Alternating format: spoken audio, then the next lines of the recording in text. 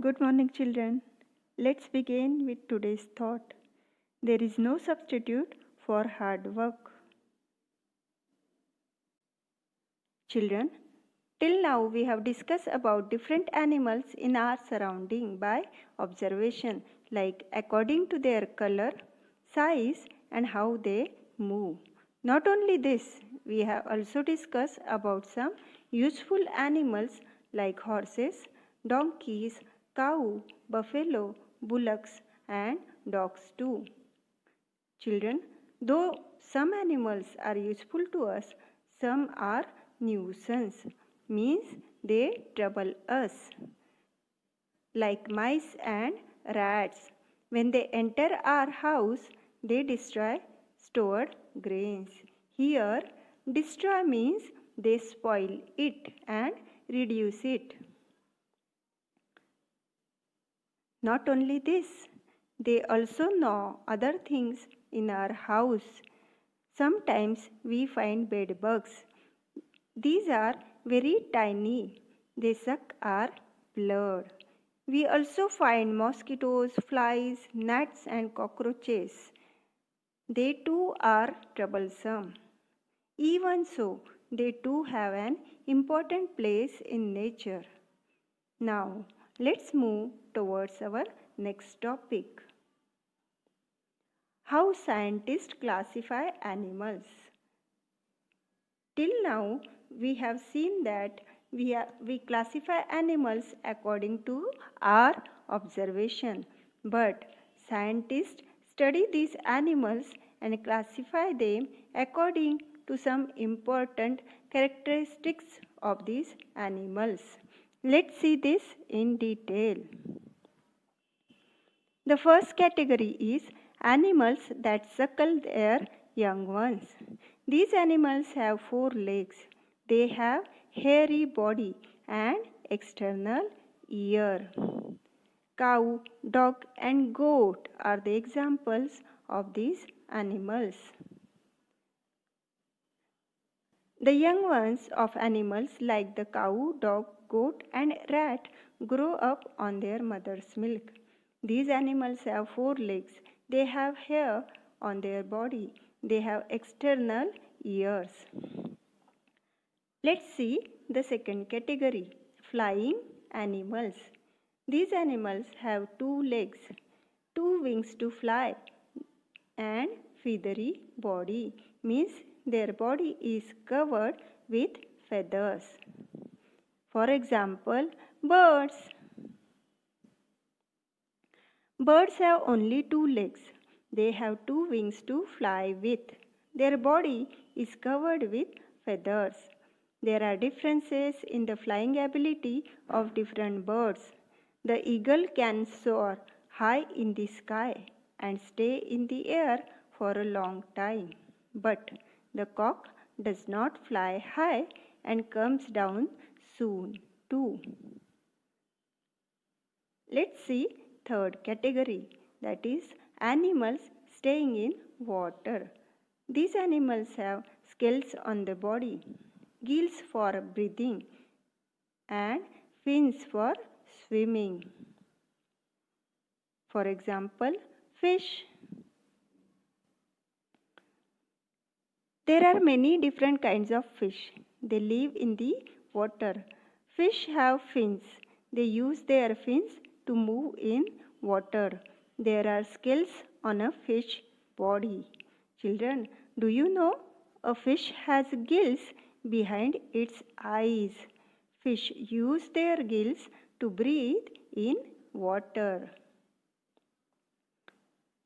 Let's move to the next category, that is animals that creep on land. These animals have 4 short legs or no legs either. These animals' body is covered with scales. Right, lizard and snake are the example of this category. Chameleons, house lizards and snakes are animals that crawl. They have scales on their bodies. Chameleons and house lizards have 4 legs. but these legs are very short. The snake does not have any legs at all. Let's move to the next category. Insects. Insects have 6 legs. Some insects are useful for us, while some are harmful for us. Butterflies, mosquitoes, flies, and cockroaches are insects. Butterflies have wings too, but we don't call them birds. They are insects. They are smaller than birds. Besides, they have 6 legs. Animals which have 6 legs are called insects. So, butterflies are insects. Mosquitoes, houseflies, and cockroaches are insects too. Children, do you know bats have wings but they don't have feathers on their body? Young ones of bats feed on their mother's milk. Bats are not birds like the crow, sparrow, parrot, and cock. They are included in the group of the cow, tiger, deer, and mouse. So, let's do an activity here. Into which of the following groups would you put the owl, the monitor lizard, and the cat? The first group is cow, dog, and goat. That is, we suckle our young one. So, we will put cat in this first category. Second category, crow, sparrow, parrot, and cock means flying animals. We will put owl here.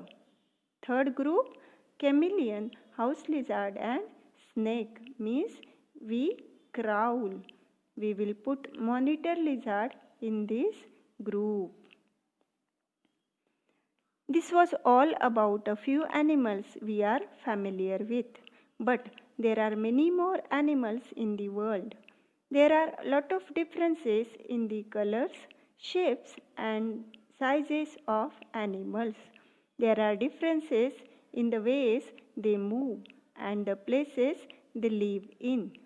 These differences that we see among animals give rise to a lot of variety in animals. The number of animals that live in the sea is also very large. There is great variety among them too. It is very interesting to learn about all such animals. Children, you must learn about them when you are older. Here we have come to an end of the lesson. So let's revise what we have studied. Different animals are found in the air, on the ground, and in water. There are differences in the colors, shapes, and sizes of animals, and also in the ways they move. We find some animals useful. We keep such animals. Some animals are a nuisance for us. Scientists classify animals according to certain important characteristics, means their qualities. Children, you have to read the lesson thoroughly. We will continue with the exercise in our next video. Till then, happy learning.